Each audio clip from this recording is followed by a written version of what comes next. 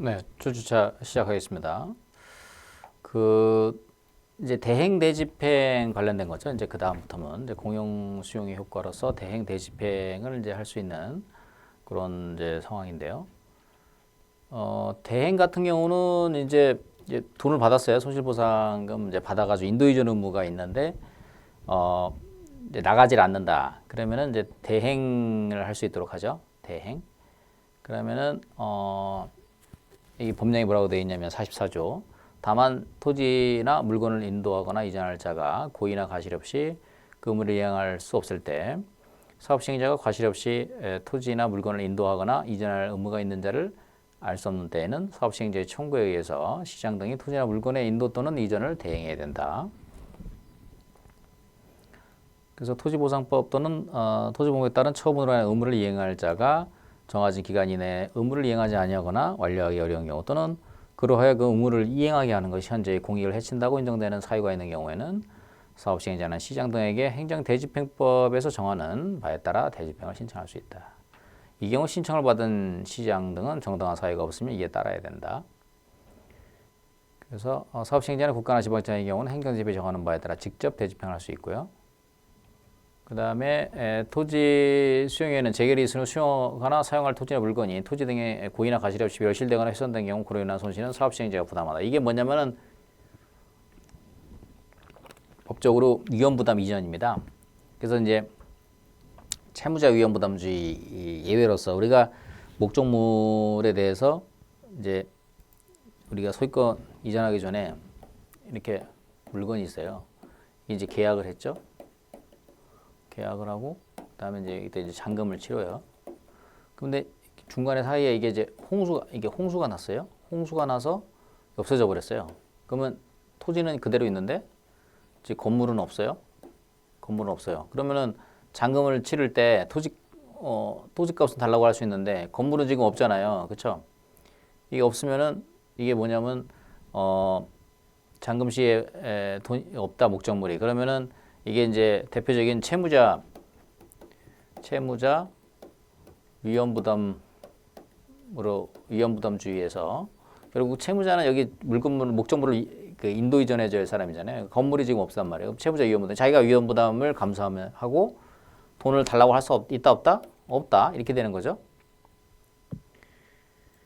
그러면 잔금 시점에서 이게 이제 일반적인 우리가 거래에서 잔금 시점에서 목적물이 지금 멸실됐어요. 그러면은 토지는 그대로 있고 건물은 없는 상태란 말이에요.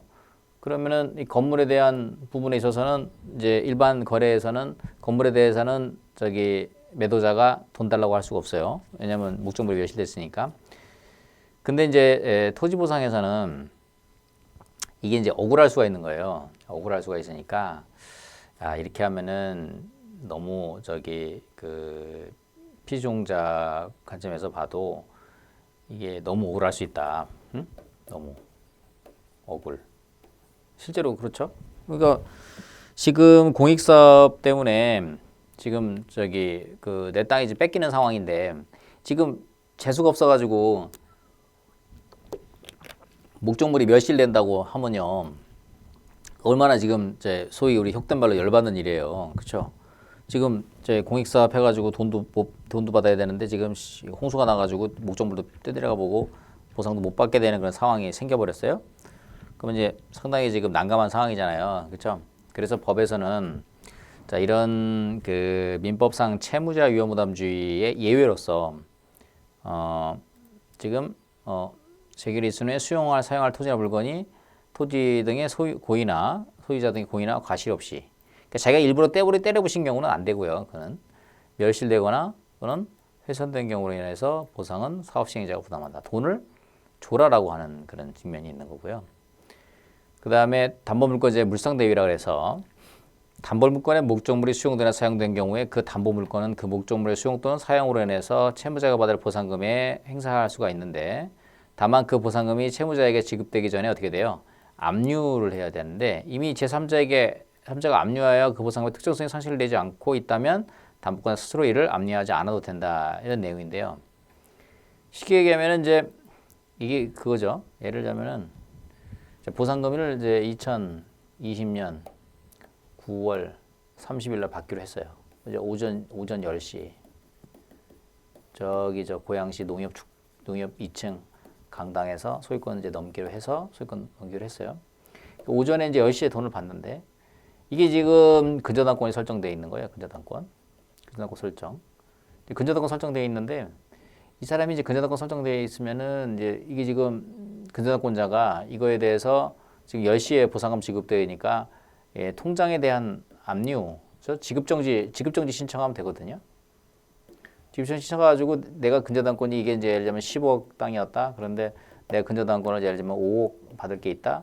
압류해가지고 5억을 받고 나머지 5억만 토지 소유자가 찾아가게끔 이렇게 하면 되겠죠. 근데 이게 지금 9월 30일 날 오전 10시에 예를 들면 30일 날 오전 10시에 보상을 받는데 오후 PM 3시에 그 우리가 보통 저 근저당권 설정하면 대출 통장이 있잖아요. 그렇죠? 이 대출 통장에다가 입금을 하겠다. 그 이제 가만히 금융기관의 담당자가 가만히 그래 뭐 평상시 거래도 많이 하던 분이고 하니까 그래 뭐 대출 통장에 뭐 굳이 압류까지 하고 뭐 지급정지하고 그러면 복잡하니까 절차적으로 그래서 뭐 알았다 그러면은 이 3시에다가 대출 통장에다 입금하면 내가 출금하겠다. 그렇죠? 근데 어떻게 했겠어요? 이 사람 먹튀한 거지, 먹튀 해가지고 지금 대출 금융기관의 담당자는 지금 보상금 지급 전에 어떻게 돼요? 보상금 지급 전에 이제 압류를 해야 할 상황이었어요. 통장 지급 정지라고 그랬어야 되는데 그 지금 압류를 안 했어요, 지금. 그런데 지금 10시에 좀 돈 받았죠. 3시에 입금하고 그랬는데 어떻게 돼요? 11시에 출국한 거지. 어디로? 중국으로. 예를 들자면 중국으로 출국을 해버렸어요. 돈은 어떻게 돼요? 공중분해됐지. 이 사람 5억은 어떻게 돼? 그러니까 금융기관의 5억은 못 받는 상황이 생겼어요. 그죠? 실제 이런 사건이 있었습니다. 어쨌든 보상금 지급 전에 반드시 압류를 해야 된다. 그렇죠? 이게 이제 담보물권자의 물상대회여가지고 뭐든지 그 권리의 점잖은 자는 보호받지 못한다. 민법의 대원칙이기도 하고 우리 법률관계를 다루는 사람들에 있어서 권리의 점잖은 자는 보호받지 못한다는 그런 어떤 큰 틀 안에서 있는 내용이 되겠습니다. 황당하죠? 보면은 참 우리 실무를 다루다 보면은 별일이 다 있습니다. 그죠? 별일이 뭐 중개 사고도 그렇고 뭐 별일이 다 있어요. 평가 사고도 그렇고 뭐 별일이 살다 보면 별일이 다 있습니다. 어쨌든 간에 그래서 법을 항상 그러니까 원칙적인 부분들을 잘 아시고 그 원칙적인 부분들로 해서 이렇게 모든 것을 진행할 수 있도록 이렇게 될 수 있게 모든 것을 이렇게 하셔야지 원칙이 깨지고 막 이래 하다 보면은 이제 모든 게 좀 잘 안 될 수 있는 그런 여지가 충분히 있는 거죠. 그런 부분들은 항상 염두를 해두실 필요가 있다. 자, 재개를 위한 사업시행자의 권리 취득의 시기는 언제? 시기는 수용, 따유는 사용의 개시일. 그렇죠? 이걸 우리가 이거를 법률 어려운 말인데 법률 규정에 의한 물권 변동. 그죠? 뒤로도 이게 쓸 수가 있네요. 그죠? 법률 규정에 의한 물권 변동. 그죠? 이제 화면에도 쓸 수 있고. 그래서 요거 그다음에 사업시행자가 재개를 위해서 목적물의 소유권을 취득하는 것은 승계 취득이 아니라 어떻게 돼? 원시 취득이다. 지금 이제 용어가 이게 지금 원시 취득하고 그다음에 이제 승계 취득이란 말이 나오는데요. 승계 취득은 전 소유자의 권리상의 하자 이런 것들을 이제 그대로 당사자가 이제 그대로 이렇게 갖고 오는 거라고 한다면 원시 취득은 전 소유자의 권리상의 하자 이런 것들을 깨끗이 포맷시키고 새로운 권리가 이렇게 넘어오는 새로운 권리가 창설한다 이런 표현을 쓰고 있죠. 그래서 사업시행자 입장에서는 깨끗한 권리가 넘어오는 게 좋습니다. 왜냐하면 막 권리가 뭐 복잡하고 딸라고 그러면은 내가 소유권을 취득한 이후에도 굉장히 많은 사회적 갈등 비용이 양산되니까 이걸 없애기 위해서 어떻게 돼요? 법률 규정에 의한 물권 변동을 될 수 있도록 앞에서 이제 협의했을 때도 이 보상금에 대해서 협의를 했을 때도요. 협의 성립 확인을 받으면 어떻게 돼요? 29조 사항에 따라 재결로 간주하는 거죠. 재결로 간주하게 되면 어떻게 돼요? 전부 원시 취득하게 되는 그런 케이스가 되는 거죠. 그래서 그런 점에서 이런 특수성이 있다는 거 이렇게 살펴보시면 되겠습니다.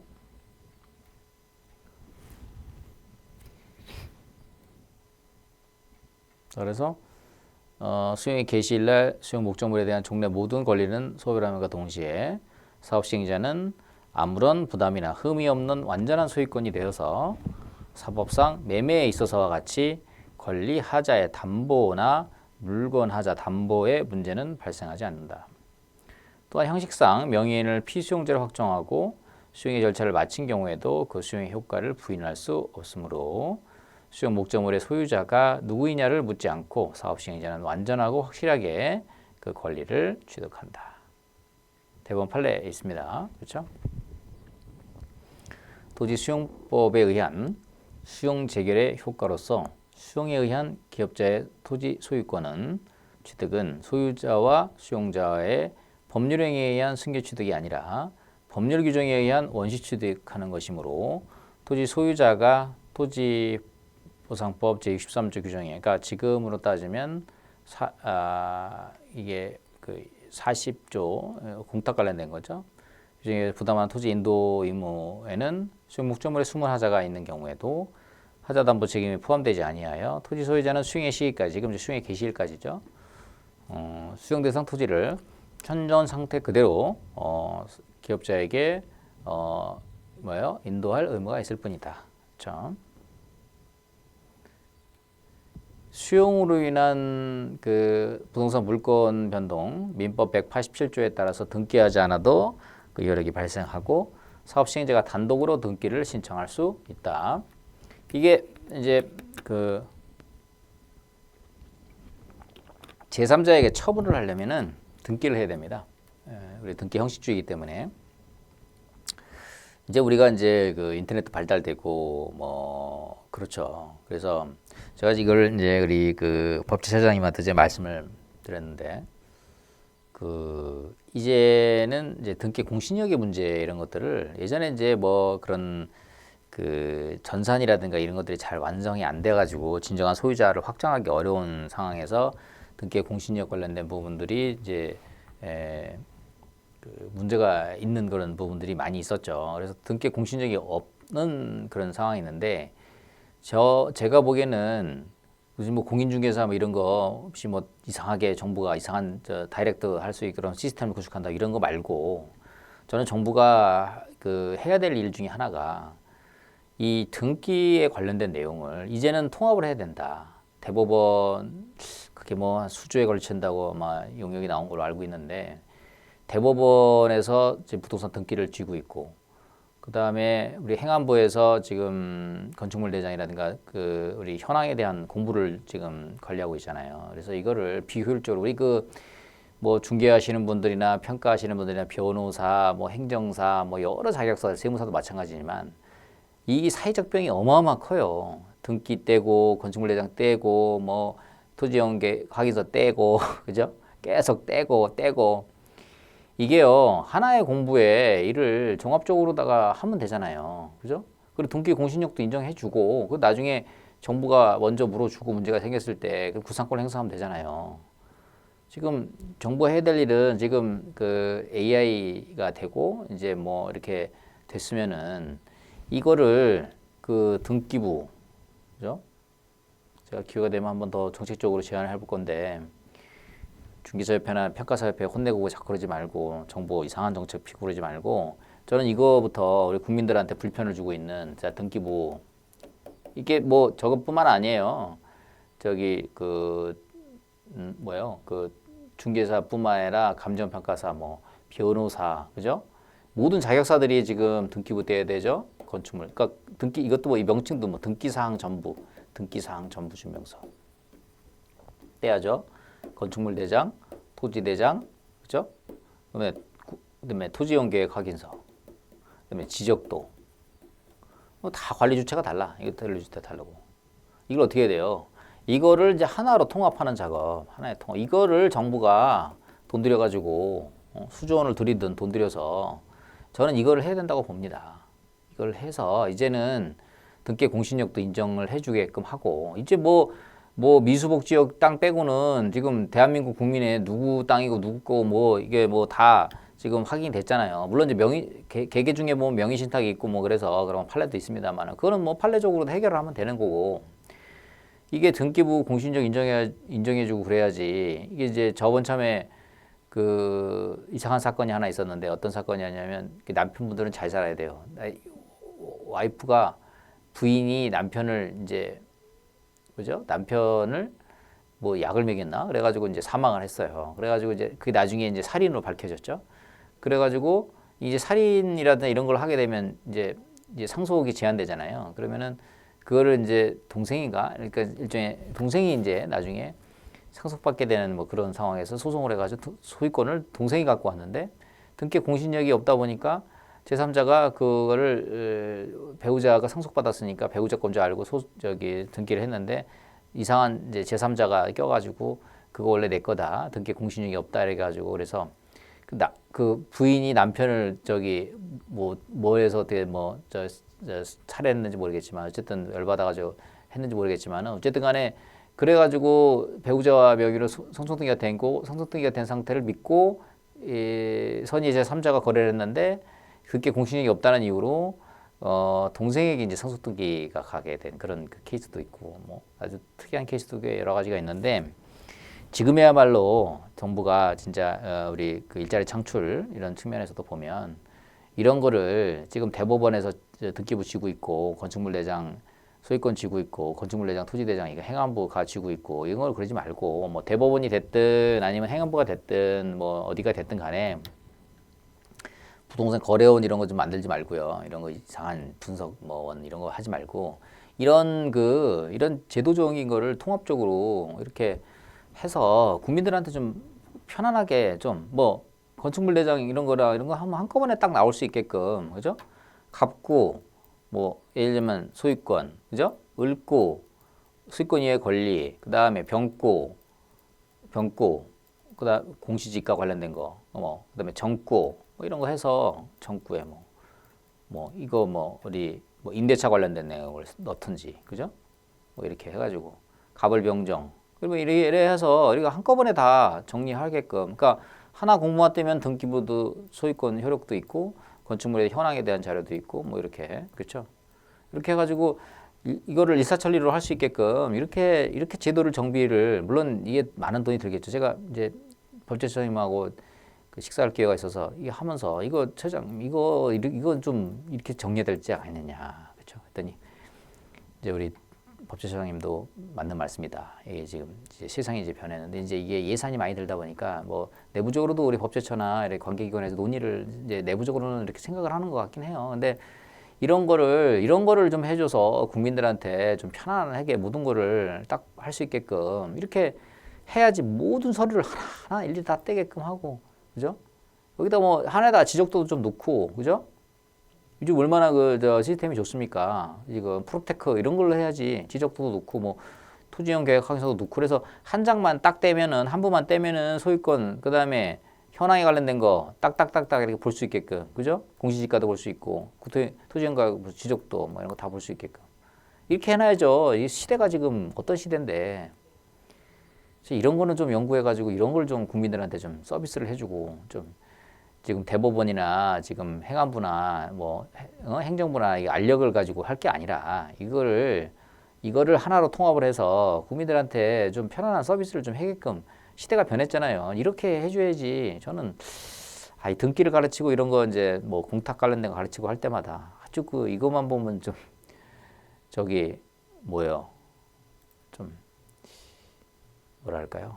좀 정부가 해야 될 일을 좀 안 하지 않나 이런 부분들은 좀 국가기관끼리 물론 거기에 저는 이제 사실 많은 이제 그 돈 문제가 걸려 있다는 걸 알고 있습니다. 왜냐하면은 등기 하나 우리가 열람하면 500원, 700원인가요? 발급하면 1,000원이잖아요. 근데 그거 그 대법원에서 그냥 앉아서 그냥 하는데 그 건축물 대장이나 또 토지 대장은 그 정보24 뭐 우리 민원24에서 뛰면 지금 정보24로 바뀌었지만 거기서 뛰면 또 무료잖아요. 공인인증 해가지고 이렇게 하면은. 그럼 행정부는 예전에 돈을 받았는데 안 받다가 지금 안 받고 대법원은 계속 받고. 근데 저는 국민들은 왜 그거에 대해서 문제 제기를 하지 않는지 모르겠어요. 국회의원분들도 좀 그런 것들 좀 문제 제기해서 대법원에서 그거 전혀 그냥 그 뭐 저게 없는 그냥 공부 하나 떼는 거 가지고 700원씩 그게 하나에 700원인데요. 그게 엄청나게 예를 들자면은 공시지가 50만 필지를 감정평 가서 복수평가니까 100만 필지 뛰는 거잖아요. 그러면은 그 100만 필지를 뛰면 얼마예요? 계산해. 100만 필지 700원. 그죠? 계산해 볼까요? 700원. 1, 10, 100, 1000, 만, 10만, 100만. 100만 필지. 이게요. 공시지가 업무를 하는데 이게 복수평가 하니까 50만 필지 하면은 그 표준지 공시지가 그 띄잖아요. 그러면은 평가 업계에서도 매년 그 공시 업무를 하면서도 7억씩 돼요. 7억. 열람. 복수평가. 그래서 막 그게 50만 필지니까 한 필지랑 두 사람씩 뛴다고 봤을 때 그러면 7억씩 나가는 거야. 7억씩. 그죠? 그러면 이런 사회적 비용을 좀 그 감소시켜줘야 되는 거 아닌가 하는 생각이 들어요. 그게 지금 정부의 역할이 아닌가 이런 생각이 단순하게 공시지가 업무를 하는 50만 필지 그거 하는 것도 그런데 그 외에 뭐 토지 관련 소송하죠. 그다음에 중개사분들도 저기 그 개업기 중개사 사장님 대표님들도 맨날 뛰죠. 그죠? 그다음에 법무사도 뛰죠. 변호사도 뛰죠. 저항이 없어.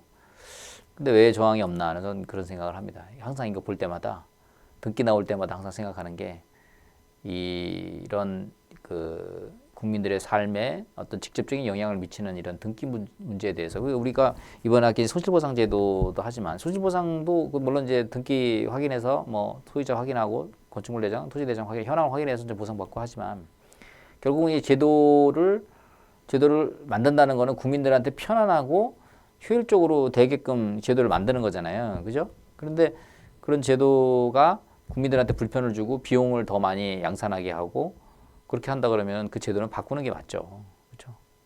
하다못해 매년 평가업계 공시지가 업무를 할 때도 그 공부 발급 비용만. 근데 그게 이제 하나 발급 비용이지. 거기에 이제 A4 종이 들어가는 것도 있죠. 종이 들어가는 거, 건축물 대장 띄죠. 뭐 토지 대장 띄죠. 뭐 지적도 띄죠. 토지용 계약 확인서 띄죠. 그게 부대적으로 얼마입니까? 그게 비용이. 사회적 비용이 얼마입니까? 그거를 빨리 해결을 하고 지금 AI 뭐 4차 산업 뭐 이래 해가지고 하면 그거부터 대법원하고 행안부하고 머리를 맞대서 그거부터 지금 먼저 해결을 해줘야 되는 거 아닌가 저는 그렇게 생각을 합니다. 맨날 그 얘기는 하는데 뭐 교수님 말씀 맞다고 뭐 그래요. 그 관계기관에 저 수장관한테 만나가지고 말씀을 드려도 그 맞다고 그래요 또 틀리다는 말씀은 또 안 하시더만 다 맞다. 관계기관에 얘기하고 그러면 다 맞대요. 맞는데 왜 못할까요? 거기에 많은 이해관계가 있고 이게 효율적으로 만약에 되면은요 그러면은 공무원 분들도 줄여야 되고 그죠? 그 다음에 그 따박따박 나오는 그 등기 발급 열람비용 발급비용 그런 것들도 이제 못 쓰잖아요 그죠? 근데 국가기관은 국민을 위해서 존재해야 되는 거지 국가기관을 존재를 위해서 국민이 존재하는 건 아니잖아요 그죠? 그러니까 그거는 좀 잘 생각해 볼 대법원도 이제 변화될 때가 됐잖아요. 국민들한테 700원씩 받아야 될 지금 이유가 있느냐 지금 시점에서 지금 인터넷이 발달돼 있고 4차 산업 AI 혁명 뭐 블록체인 혁명이 이루어지는 상황에서 과연 국민들한테 매달 매 한 건 뛸 때마다 700원, 1,000원을 지금 과연 국가기관인 그 대법원이 국민들한테 서비스를 해줘야지 그거를 돈 받아가 가지고 그렇게 대법원에서 그래 돈을 수익 사업 창출해가지고 그럼 뭘 할 건데요? 결국 그것도 국민의 혈세로 해가지고 건물을 짓든지 뭘 하든지 할 거 아니에요. 결국 국민 혈세들이 이래 나가나 저래 나가나 혈세 나가는 건 똑같은 건데 국민을 위해서 국가기관이 존재해야지 국가기관을 위해서 국민이 존재하는 건 아니기 때문에 그런 부분은 전향적으로 그렇죠? 나중에 기회가 되면 제가 대법원장님한테 탄원서라도 내가지고 쓰리 이거를 한번 근데 이게 아마 쉽지 않을 거예요. 아마 제가 그 국민법제관 오랫동안 하면서 이거 여러 차례 얘기를 했어요. 좋은 생각이라고 하시긴 하더만요. 담당 실국장님도 그렇고 다 좋은 생각이라고 그래요. 심지어 법제처장님도 좋은 생각이라고 해요. 알고는 계시더만요, 다. 이제 알고는 계신데 참 이게 이제 법제처도 이제 행정부 산하다 보니까 이제 대법원하고 이제 갈등을 빚어야 되는 상황이잖아요. 이거는 그렇죠. 그래서 어떻게 보면은 이거는 이제 저기 대통령께서 손을 좀 부셔서 이런 거를 좀 국민들한테 좀 편안하게 공부도 좀 편안하게 띄고 한국어 띄면서 쫙 나오게 하고 그렇죠? 그래서 일부 필요한 부분만 이렇게 설정해서 출력하면 되잖아요. 그렇죠? 한번 다 안 나오게 하고 그렇게 하면 되지. 그러니까 그러니까 가불병정 딱 해가지고 다 뭐 이렇게 볼 수 있게 한 번에 그죠? 하나 그냥 계속 그렇게 띄고 해가지고 그 사회적 비용 뭐 실제로 들어가는 비용뿐만 아니라 그 띄는 비용, 관리 비용 이게 얼마나 많습니까? 사회적으로 전향적으로 한번 생각해 볼 필요가 있지 않나 생각합니다. 자, 수용으로 인한 물권 변동은 민법 제180조에 따라 등기하지 않아도 효력이 발생하며 사업시행자가 단독으로 등기 신청할 수 있다. 다만 사업시행자 수용으로 취득한 물건을 다른 사람이 처분하기 위해서는 그 취득의 등기를 먼저 해야 된다. 재결 보상금 지급 이후 수용 개시일 이전 사이에 소유권이 제3자에게 이전되는 경우 수용 등기의 방법에 대해서 법원행정처에서 내용을 줬죠. 등기부상의 소유 명의인이 갑을 피수용자로 하여 수용 재결 후 사업시행자가 피수용자인 갑에게 보상금을 지급하였으나 수용의 시기 이전에 갑이 을에게 수익권자 등기를 격려한 경우 사업시행자는 을의 등기의 무자로 인하여 재결서 등본 및 갑이 보상금을 수령하였음을 증명하는 서면을 첨부하여 단독으로 수용 원인으로 한 소유권 이전 등기 신청을 할 수 있다. 그다음에 수용 재결에 의한 취득은 원시 취득이므로 재결로 취득한 토지에 하자가 있는 경우 폐기물 매립 등에도 사업시행자는 토지 소유증에 대해 매도인의 하도 잘못 책임이나 부당이득, 반환 청구 등을 할 수 없다. 참 이게 나쁜 사람이에요. 이거 재결로 취득한 토지에 이게 실제 저기 남양주 별내지구인가요? 거기에 이제 실제로 있었던 사건인데 이게 보상 지역에 이제 공장 같은 거 이런 거 있으면은 이게 이제 살살 해가지고 이게 이제 예를 들자면은 이제 이렇게 공장이 있잖아요. 이렇게 공장이 있으면은 이게 이제 폐기물이 나오는 거야. 그러면 이제 이게 철거랑 뭐 이런 거를 우리가 하겠다. 철거하겠고 그냥 뭐 정리하겠다. 보상금 이제 받고 낼름 받고 어떻게 돼요? 이거를 싹 이렇게 싹 철거를 했어요. 싹 철거를 했는데 위에는 없어. 어떻게 해서 이거를 포크레인을 파가지고 밑에다 다 묻어버린 거야. 폐기물을.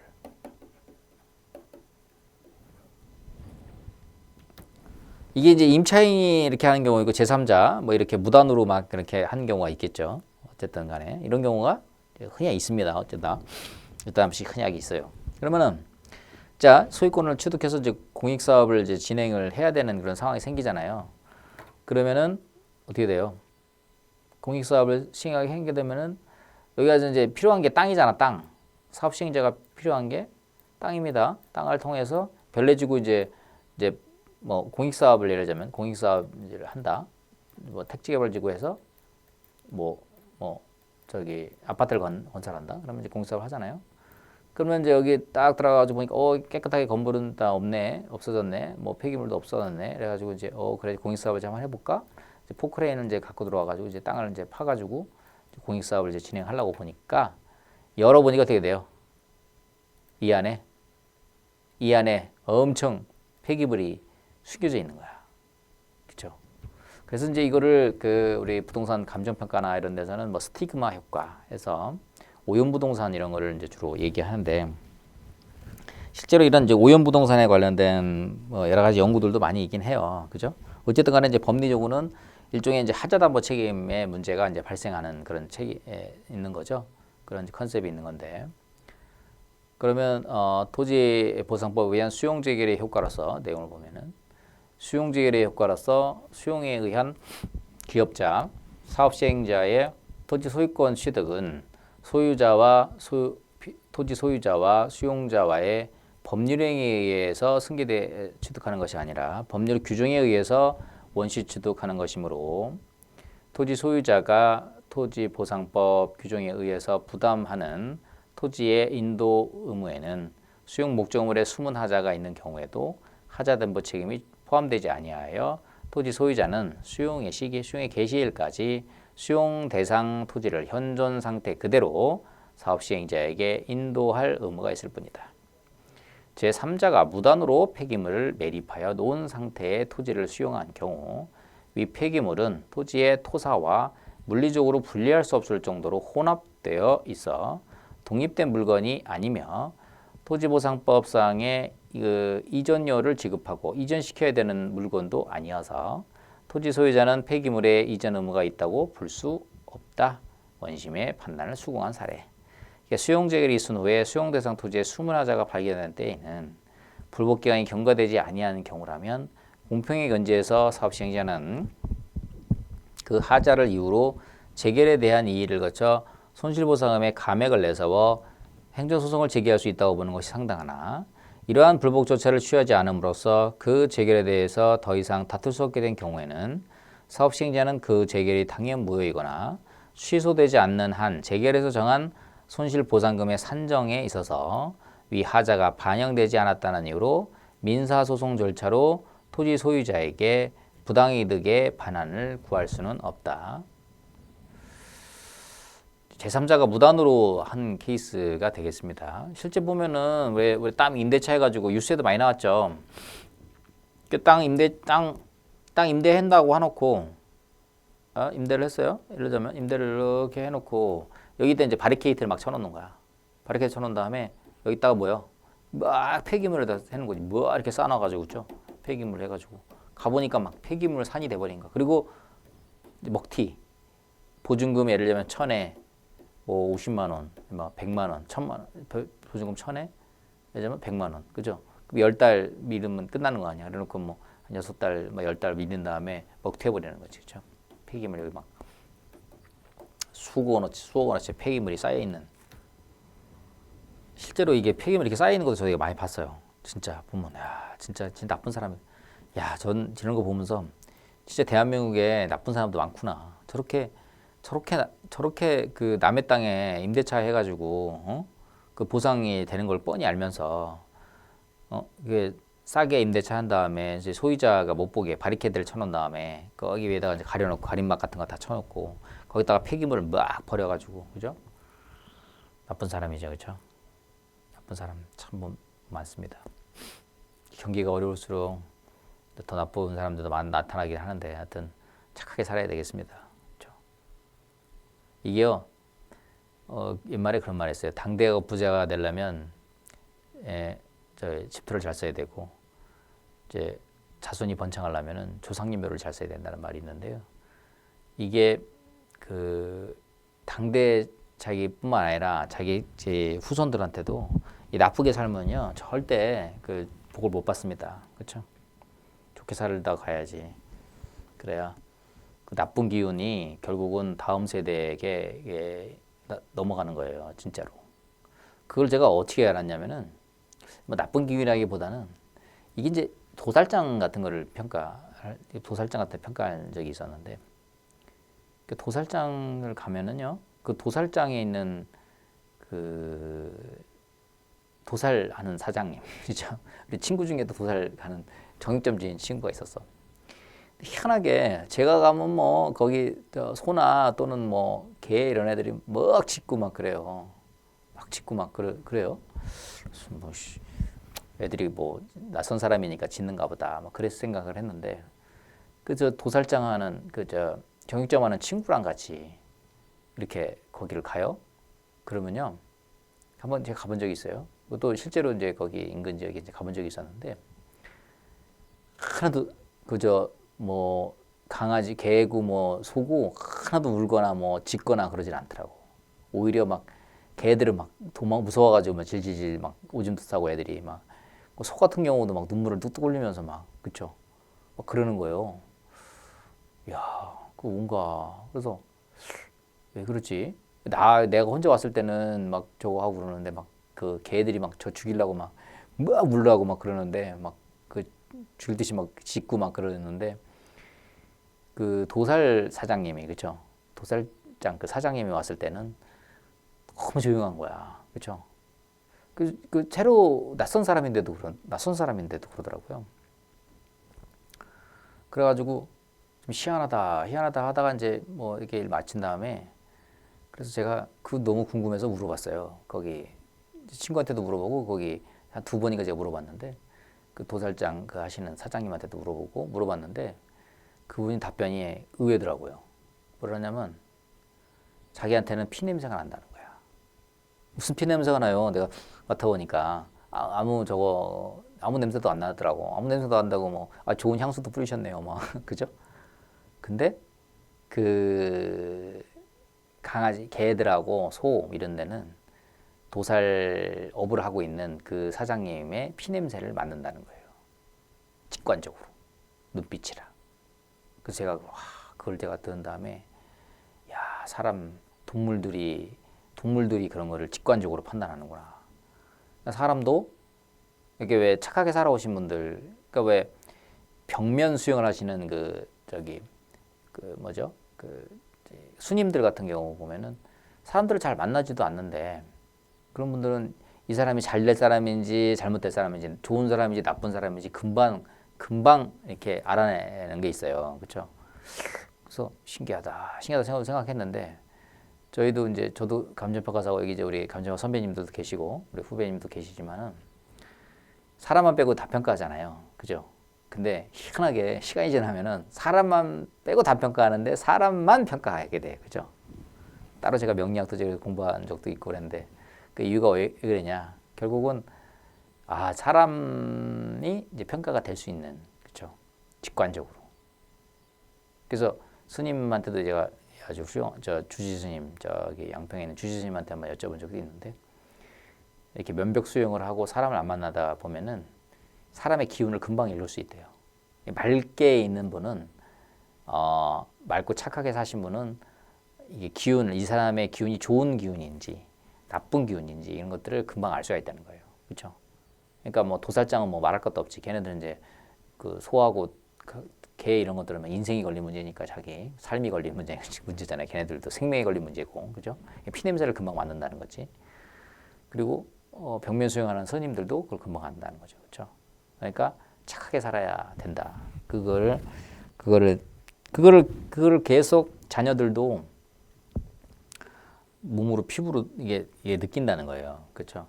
이게 그러니까 잘 살아야 된다는 거를 새삼 이런 이제 공익사업지구뿐만 아니라 여러 인생의 경험을 통해서도 알 수 있는 그런 내용이 될 수가 있겠습니다.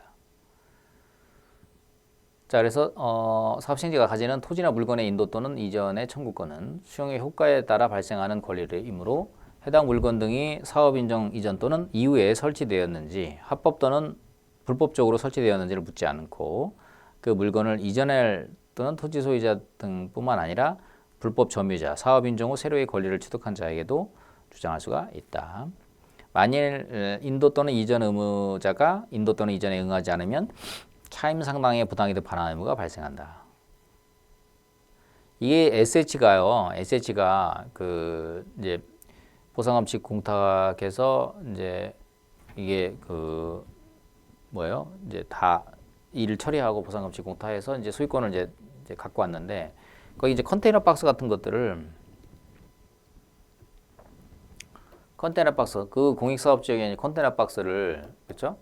이거를 안 치우고 계속 두는 거야. 그래서 SH가 이거 봐라 해가지고 소송을 제기했어요. 이거 내가 수용의 개시일 날 보상업체 공탁했으니까 법률 규정에 의한 물권 변동이 된 거다. 이 시점에도 내 소유권이다. 그렇죠? 소유권 맞죠? 소유권이니까 너 여기부터 이 기점부터 계속 여기까지 해서 이게 남의 땅의 손해배상 부당이득이다. 불법 점유해서 부당이득이다. 그러니까 부당이득에 대한 비용 내라 해가지고 소송을 제기해서 대법원까지 갔죠.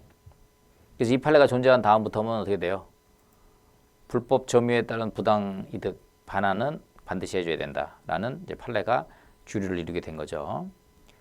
갑 지방공사가 토지보상법에 따라 토지를 협의 취득한 후에 을이 그 지상에 설치하거나 봉하라던 창고 등 시작물을 이전하지 않자 갑 공사가 을을 상대로 토지 인도 시기까지의 차임 상당 부당이득을 구한 사안에서 을은 지작물이 철거 이전되어 토지가 인도된 시점까지 토지의 점유 사용에 따른 차임 상당의 부당이득 반환 의무가 있다. 이렇게 보고 있는 거죠. 협의 취득 시에는 사업 시행자에게 토지 또는 물건의 인도 또는 이전의 청구권이나 대집행 신청권은 발생하지 않는다. 협의 취득엔 그렇다는 거예요. 2006도 7096입니다. 협의 취득 시 건축물 소유자가 약정한 철거 의무의 강제적 이행을 대집행의 방법으로 실현할 수는 없다. 자, 여기 대집행이 등장하는데요. 그러니까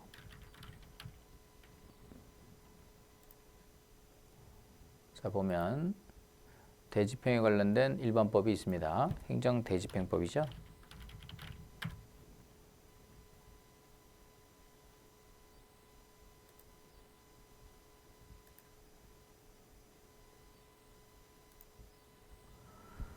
자 보면 대집행법의 제2조에서 자 2조 보시면 법률에 의하여 직접 명령되었거나 법률에 의하여 행정처의 명령의 행위로서 타인이 대신해 행할 수 있는 행위를 의무자가 이행하지 아니하는 경우 다른 수단으로서 그 이행을 확보하기 곤란하고 또한 그 불이행을 방치함이 심히 공익을 해야 한다고 인정될 때에는 당해 행정청은 스스로 의무자가 해야 할 행위를 하거나 또는 제3자 일을 하게 하여 그 비용을 징수할 수 있다. 이게 이제 대표적인 이제 대집행에 관련된 그런 내용이 되겠고요. 우리 그 토지보상법에서는요, 대집행법 2조가 이제 일반법이고 토지보상법 제 2조 관련돼서 토지보상법 대집행법 2조는 그렇게 규정이 되고 토지보상법은 이게 80 아까 구조 말씀드렸죠. 그러니까 이게 공용 수용의 효과 세 가지라고 했어요. 손실보상, 대집행, 환매권 세 가지인데 여기서 대집행 지금 보고 있는데요. 89조 이 법 또는 이 법에 따른 처분으로 인한 의무를 이행할 자가 그 정하진 기간에 의무를 이행하지 아니하거나 완료하기 어려운 경우 또는 그 의무를 이행하게 하는 것이 현재의 공익을 친다고 인정되는 경우에 사업 시행자나 시도지나 시공중장에게 행정대집행이 정하는 바에 따라 대집행을 시행할 경우 이 경우 없으면 이에 따라야 된다. 사업 시행자 국가지방청의 경우에는 재량에도 불구하고 행정대집행이 정하는 바에 따라 직접 대집행할 수 있다. 사업 시행자의 재량에 따라 대집행을 신청하거나 재량에 따라 직접 대집행하는 경우에는 국가나 지방청은 의무 결정을 하여 보호를 노력해야 된다. 그렇죠? 이게 이제 사망이 89조 사망이 어디 뭐냐면 인권 침해 방지 노력 규정입니다. 그렇죠? 왜? 그래서 이거 그래서 법률 규정을 다시 한번 살펴봤고요. 그러면 이제 이거 판례 2006도 7096 자 이거 판례 보면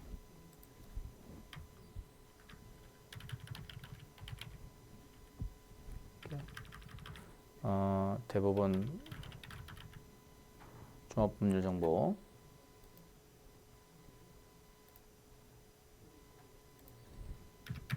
2006도 7096 이게 이제 판례 전문 등에서 이제 사실관계 나온 거고요. 여기 보면은 고등법원 사건 대법원은 이제 법률심만 나오니까 자, 고등법원 사건을 한번 살펴보면요. 이게 지금 온고 있고 그다음에 한국철도공단, 부시철도공단 거기서 지금 이제 울산 남구 상계동의 건축물 지정 일체에 대해서 철거 대집행 개고 처분은 취소한다. 그렇죠? 항소 기각 같은 데에서 사실관계를 보면은요. 보면은 여기에 이제 357 소유하고 있었고 그 136 분할되어서 분필 등기 행여되었고 쭉 있었는데 이게 이제 복선 전철화 하면서 여기에 이제 건축물 등이 있었는데요. 이거를 이제 철거하겠다고 약정을 했어요. 철거하겠다고 약정을 했는데, 그죠? 그랬는데 결국은 어떻게 돼요? 이거는 그 사법상의 계약 형태로 한 거예요. 그죠? 근데 고등법원은 이거를 이게 대집행의 대상이 된다는 쪽으로 해석을 했어요. 그래서 파기환송을 했습니다. 대법원에서는 이거를 그 상고의 살포 원심을 파기하고 다시 해라. 그렇죠? 그래서 원심 판결 이유에 의하면 원심은 원고가 울산 남구 상계동 154-46번지 대 357제곱미터가 분할되기 전부터 위 토지상의 일반 건축물 대장에 등록된 주택 2동을 포함 미등기 주택 4동을 보유하고 있는 사실, 울산시가 울산시가지 철도이설 사업을 위해서 분할 전 이 사건 토지 중 136제곱미터 부분을 철도 부지로 편입하기로 하여 분할 전 이 사건 토지를 같은 동 194-50제곱미터 대 136제곱미터와 같은 동 154-46 대 221제곱미터 분할했는데 이 사건 주택의 대부분은 분할 후 제2 토지상에 위치하고 있으나 일부는 분할 후 제1 토지상에 위치하고 있다는 사실. 울산시는 울산시가지 철도시설 사업의 시행을 위해서 토지보상법에 따라서 이렇게 쭉 했는데 울산시가 지상물에 대한 철거를 요구할 때 아무런 이유 없이 요구에 응했다는 내용의 서약서를 제출한 사실. 울산시는 원고를 이주대책 대상 선정한 원고에게 울산 남구 우고동에 뭐 이주대책도 CC를 해줬어요. 그래서 철거물을 서로 약정을 했는데 자 토지철도공단에 이제 변심이 된 거죠. 나중에 안중에 이제 철거물을 약정했는데 철거를 안 한 거예요. 그렇죠? 그래서 대집행 그 신청해서 대집행 계고 이렇게 했는데 고등법원은 대집행 계고 처분은 적법하다고 봤는데 그러나 대법원은 달리 봤다는 내용입니다. 행정대집행법상 대집행의 대상이 되는 대체적 자기의무, 이게 타인이 대신해서 행할 수 있는 의무를 우리가 대체적 자기의무라고 하는데요. 공법상 의무여야 할 건데 그 공토법에 따른 토지 등의 협의 취득은 공공사업에 필요한 토지 등을 수용 그 소유자와 협의에 의해서 취득하는 것으로서 공공기관이 사경제 주체로 수행하는 사법상 매매 내지 사법상의 계약의 실질을 가지는 것이므로 그 협의 취득 시에 건물 소유자가 매매 대상 건물에 대한 철거 의무를 부담하겠다는 취지의 약정을 하였다 하더라도 이러한 철거 의무는 공법상 의무가 될 수 없고 이 경우에 또 행정대집행법을 준용하여 대집행을 허용하는 별도의 규정이 없는 한 이와 같은 철거 의무는 행정대집행법에 의한 대집행이 되지 않는다. 그 다음에 공토법 관련해서 토지법 부칙 3조의 공인사업법 89조 소정의 요건을 구비한 경우 행정대집행의 대집행 규정이 적용될 수 있지만 토지법상 공인사업법 89조 이 법 또는 이 법에 따른 이 법에 의한 처분의 의무에 이행할 자가 의무를 이행하지 아니하는 경우에는 그 사업 시행자가 행정대집행이 정하는 바에 따라 대집행을 행정청에 신청할 수 있다는 등의 내용으로 규정되어 있을 뿐이고 달리 그 공토법이 이루어진 협의 취득에 있어서 건물 소유의 철거 의무에 관한 규정을 두고 있지 아니할 뿐만 아니라 행정청이 그 건물 소유자의 철거를 명할 수 있는 규정도 두고 있지 않다. 이러한 법리와 관련 규정에 비춰 기록을 살펴보면 원고와 울산시사의 그 공토법에 의한 이 사건 협의 취득 시 원고가 약정한 철거 의무는 공법상 의무가 아닐 뿐만 아니라 공익사법 89조 소정의 행정대집행법의 대상이 되는 이 법 또는 이 법에 따른 처분으로 인한 의무에도 해당하지 아니한다 할 것이므로 원고의 위 철거 의무에 대한 강제적 이행은 행정대집행법상 대집행의 방법으로 신원할 수 없다고 할 것이다. 그럼에도 불구하고 원심이 원고의 이 사건 주택 등의 철거 의무가 공익사법 89조에 의한 행정대집행법상 대집행의 대상이 된다고 보아 이 사건 대집행 계고 처분을 적법하다고 판단한 것은 토지보상법 공익사법 89조의 소정의 행정대집행에 관한 법리를 오해하여 판결에 영향을 미친 위법이 있다 할 것이다. 이 점을 지적하는 취지가 포함된 상고 이의 주장은 이유 있다. 그러므로 나머지 상고에 대하여 펼볼 필요 없이 원심 판결을 파기하고 이 사건을 다시 심리하기 위하여 원심 법원에 환송하기로 하여 관여법원의 일치된 의견으로 주문같이 판결한다. 결국은 이거는 파기환송이 됐습니다. 그러니까 협의에 의해서 취득된 토지에 대해서는 어떻게 된다는 거예요? 대집행을 할 수 있다 없다? 대집행을 할 수가 없다. 그렇죠? 결국은 이 대집행이 되려면 결국은 그 공용 수용의 방법으로 수용이니까 뭐 보상금지 곡타든지 수용의 방법으로 해서 해야지 이거를 강제 절차가 아닌 그냥 사적 자치의 방식으로 이렇게 해서는 이걸 할 수가 없다는 거예요. 그렇죠? 아주 그 중요한 판례가 되겠습니다. 그래서 우리가 손실보상에서 이거는 실무적으로 어떻게 하느냐 이거까지만 하고 이번 시간 오늘 마치도록 하죠.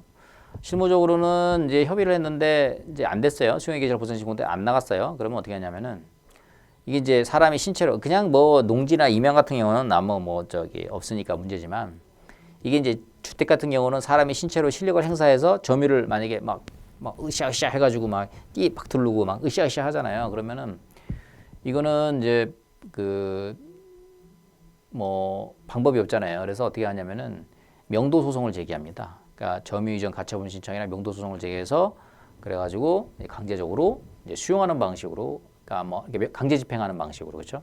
강제 집행하는 방식으로 이렇게 진행을 하죠.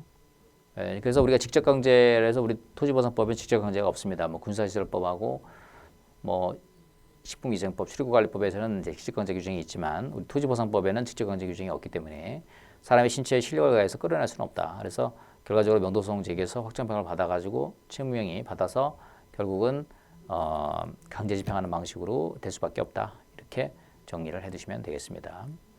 이번 시기에도 이렇게 마치고요. 항상 코로나로 인해서 지금 계속 비대면이 되고 있는데 각별히 여러분 이제 건강에 신경 쓰시고요. 가정에도 항상 평화가 함께 하시기를 기원하겠습니다. 오늘 수업 여기서 마치도록 하겠습니다. 감사합니다.